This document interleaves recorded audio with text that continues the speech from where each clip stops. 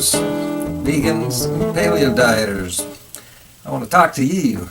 Can you guess what the number one reason is why people don't go vegan?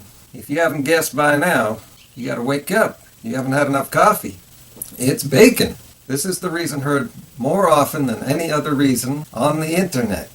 Bacon, though, doesn't constitute an argument. I hate to burst your bubble, but it just simply doesn't. Has anyone really ever said, "but bacon," and expected it to constitute an argument? Because if they have, maybe you should stop debating retards.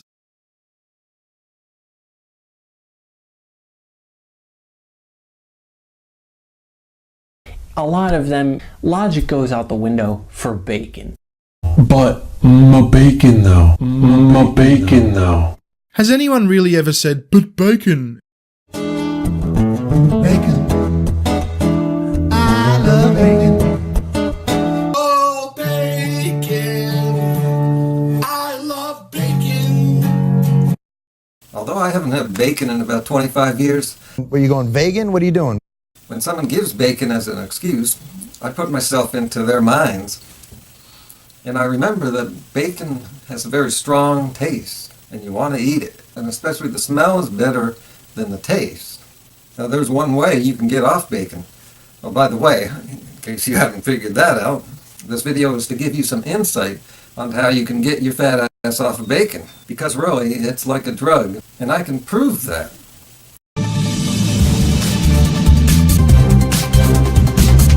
Welcome to the Advised Show. There's a woman that recently was found guilty of shooting her gun inside of a McDonald's drive-thru window because he didn't put bacon on her burger. The trial was heard over 2 days. The deliberation time was counted in minutes. Guilty, they say, of intentionally shooting at the McDonald's restaurant. The defense contends the whole thing was an accident. They say it had nothing to do with that burger or the bacon mess up at the window. She would have to generate so much anger, to pull a gun and shoot in that small amount of time because it didn't have bacon on her burger. But in the end, the jury was compelled by the prosecutor's theory that the shot was fired on purpose. What in the hell are they putting in that food at McDonald's? Bacon, give me bacon. It's not just for breakfast anymore. Go buy a pound or two at the grocery store. Don't give other food a second glance. I keep a few slices in my pants. Oh, bacon, give me bacon. Now, you know how many videos I've seen people going crazy inside of McDonald's? Just give me some bacon, jalapeno, mac and cheese. I just denied you the service. You can't come in here with an open bottle of booze. Think about it. Location supervisor. Don't touch me. Don't touch you from that wall.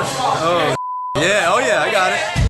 Now think about it. Why else would people eat bacon? It doesn't do anything for them. Matter of fact, it tops just about every other meat or food as the worst thing you can eat. Today I heard bad news for bacon lovers and lovers of a lot of things. The World Health Organization has ruled that bacon, sausage, and other processed meats can cause cancer. I'm always right. Now I have proof. See you, bacon eaters.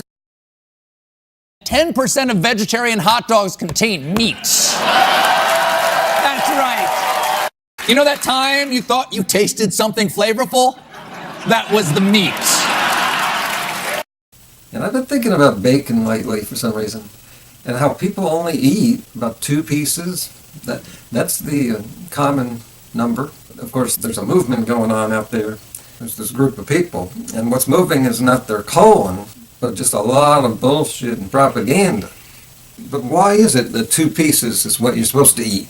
Maybe it's because that stuff is real bad for you. But if bacon is so addictive, how do people only eat 2 pieces? That's a real small quantity, small volume. It doesn't fill up your stomach. Here's where my big philosophy comes in. I think that people simply think about bacon and eat it. Well, they eat it because they're thinking about it. They're thinking about it because they had it yesterday. It's simply on the mind. And what you think about expands. Most people live their lives in quiet desperation. Most people are also meat eaters.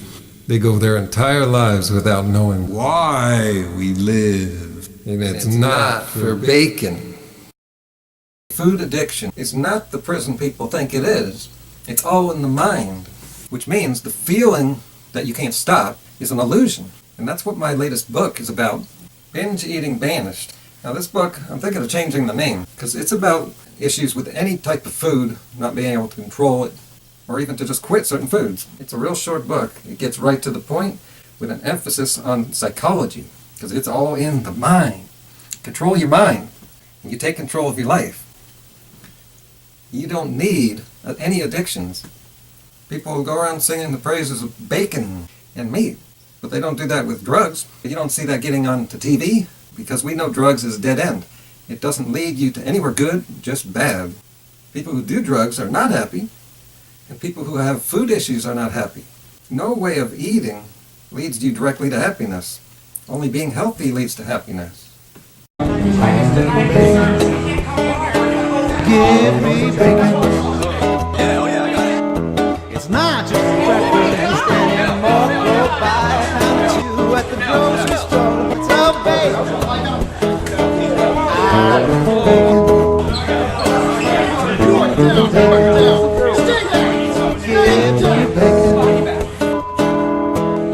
Thank you for your grief, for your taste, your treat. When I get home, you're all I wanna eat. More bacon. I love bacon.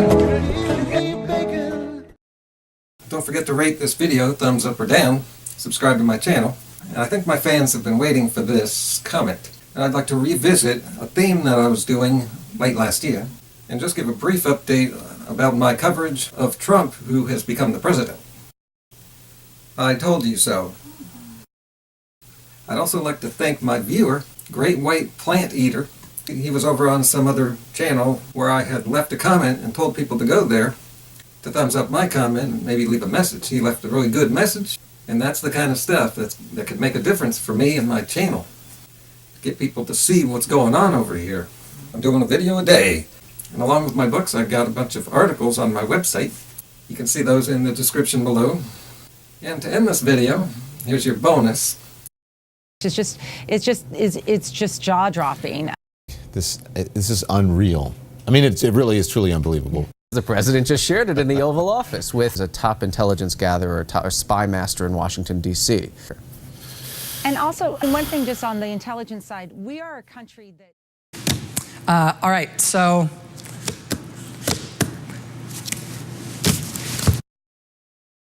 He said in a tweet about tapes last week, are there records, transcripts of those conversations? We put out a statement regarding that. Questions. Is the president considering having personal lawyers like outside of White House counsel in light of